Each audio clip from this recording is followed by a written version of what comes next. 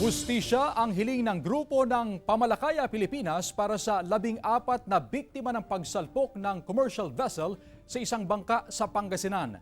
Nakatutok si Claire Lacanilaw.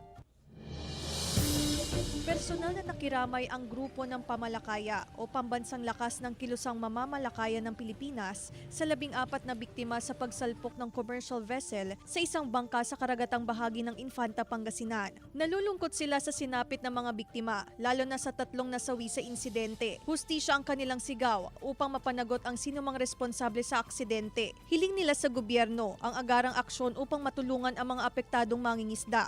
Malungkot at galit ang nararamdaman namin ngayon dahil meron na namang biktima na mga mangingisda na itinran. So sabi natin itinran to, kaya binangga sila tapos iniwan ng foreign official na kung saan yung mga mangingisda natin ay nagpapahinga para mga pangisda pinabukasan. Patuloy ang investigasyon ng Philippine Coast Guard sa insidente. Antay natin yung ibang bangkero na nandun nung time nung insidente. Sa level po ng Pangasinan na, halos kahapon po natapos yung initial interview nila. Marami pa pong series of investigation to para po mapatibay po natin yung investigasyon natin. Claire Lacanilaw, 1 North Central Luzon.